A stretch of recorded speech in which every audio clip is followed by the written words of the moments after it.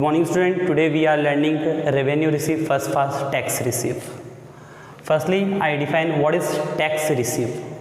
Tax means compulsory payment to government. Tax compulsory क्या करना पड़ता है, गवर्नमेंट को पे करना पड़ता है. एवरी गवर्नमेंट अपनी कंट्री में क्या करती है, टैक्स के कुछ रूल और रेगुलेशन क्या करती है, बनाती है. उसके अकॉर्डिंग टू वहाँ के रेसिडेंट को क्या करना पड़ता है, टैक्स पे करना पड़ता है.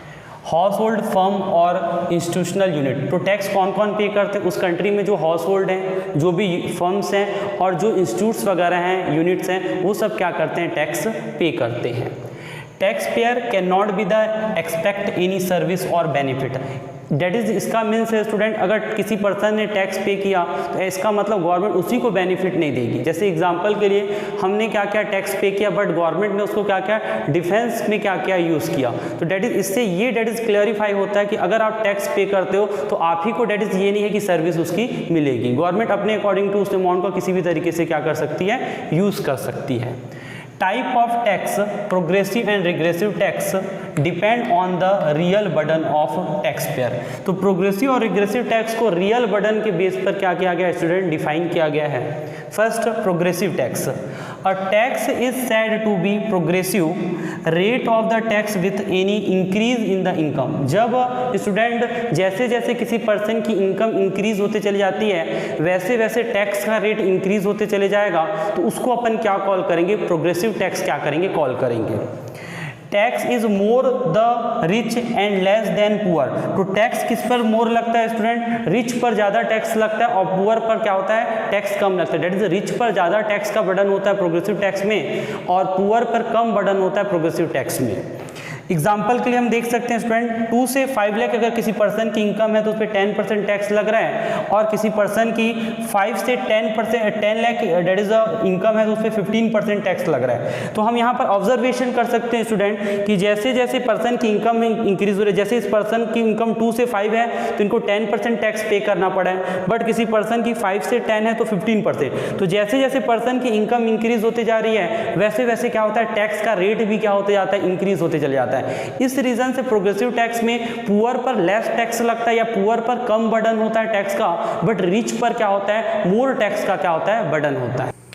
Then next point student, regressive tax. Firstly what is regressive tax? It is the causes a great real burden on the poor than rich.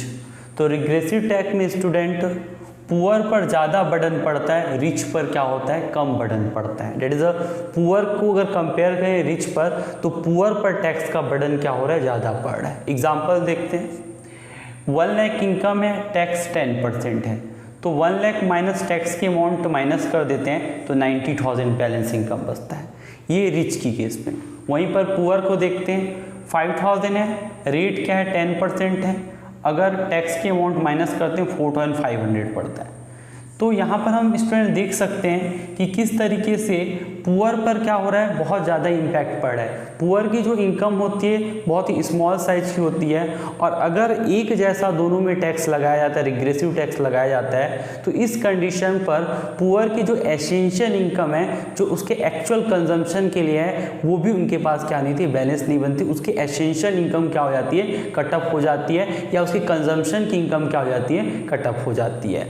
तो डेट इज, जो आपका रिग्रेसिव टैक्स होता है उस पर पुअर पर ज़्यादा बर्डन पड़ रहा है, बट रिच पर क्या होता है, कम बर्डन पड़ता है, जो कि अगर एक सिंपल वे में बोले तो किसी भी डेट इज कंट्री के लिए रॉन्ग है. इस कंडीशन में पुअर और पुअर होते चले जाएंगे रिग्रेसिव टैक्स की कंडीशन में. Then second student, value added tax और VAT and specific tax. Firstly what is value addition? Value addition मतलब स्टूडेंट होता है जो भी हम क्या करते हैं, प्रोडक्शन करते हैं, उसमें कुछ ना कुछ वैल्यू एडिशन होता है. एग्जाम्पल के लिए हम लेते हैं कि किसी पर्सन ने क्या क्या 10,000 का क्या वुड परचेज किया और उससे क्या क्या 20,000 का क्या क्या फर्नीचर बना लिया, तो इसमें नेट वैल्यू एडिशन स्टूडेंट देखते हैं 10,000. तो ये जो 10,000 नेट वैल्यू एडिशन है उसी पर क्या होता है, टैक्स अप्लाई होता है. तो उसको अपन स्टूडेंट वैल्यू एडिशन क्या करते हैं, टैक्स बोलते हैं. ये क्या है, एक इनडायरेक्ट टैक्स है. Then impose on value addition, ये ऑलवेज क्या लगता है, जो आपके प्रोडक्शन में वैल्यू एडिशन हुआ उसी पर ये क्या करता है, टैक्स अप्लाई किया जाता है. एग्जाम्पल इसका बेस्ट है GST, good and service. Direct tax and indirect tax. Direct tax, final burden of whom is borne by the person on whom it is impose. तो जिस पर्सन पर टैक्स लगाया जाता है उसी को फाइनली पे करना पड़ता है, उसको अपन कौन सा टैक्स बोलते हैं? डायरेक्ट टैक्स बोलते हैं. एग्जाम्पल इसके income tax, corporate tax, wealth tax. Income tax को देखते हैं. अगर पर्सन की इनकम एक लिमिट से ज़्यादा हो जाती है तो उसके इनकम पर क्या किया जाता है? टैक्स लगाया जाता है. और जिस पर्सन की इनकम पर टैक्स लगाया जाता है उसी को पे करना पड़ता है. दैट इज जिस पर बर्डन पड़ता है उसी पर्सन को क्या करना पड़ता है? टैक्स जब पे करना पड़े तो उसको अपन क्या कॉल करते हैं? डायरेक्ट टैक्स कॉल करते हैं. Then B point, indirect tax.